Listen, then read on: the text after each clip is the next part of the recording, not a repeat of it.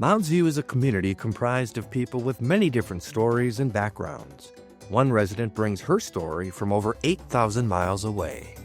I was born in Lusaka, Zambia, many years ago, according to my children, many years ago. Mubanga Kalimamukwente is an award-winning author, or in her words, storyteller, writing everything from narrative fiction to poetry.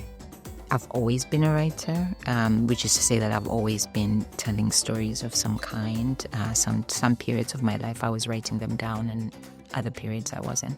I consider fiction to be my literary mother tongue, which is to say my default when I want to tell a story is to start off with fiction. But some stories ask for different things.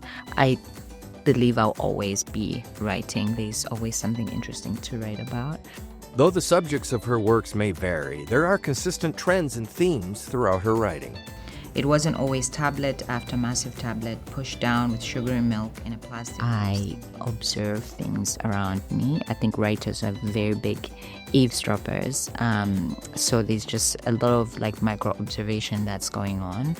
And some of those things interest me more than others. And I like to think that all my stories are really just asking questions about what happens when people don't abide by the expectations of whatever society that they are living in at that moment. What is the cost of many or even large rebellions?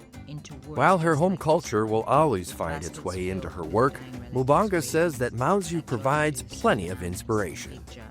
One of the things that I loved the most when I moved to Minnesota that surprised me was how easy it is to find a place to go and write outside. So in Mounds View, I love that we have a lot of little parks really close, some small bodies of water, which I enjoy writing close to, so there's that. The cold always shocks me. The absence of birds in the winter, I hadn't realized how just used to it I was that on every day I could hear birds when I woke up. So I think that shows up, little things like that, the sounds I hear here versus the sounds that I hear there, right? So it shows up in those ways.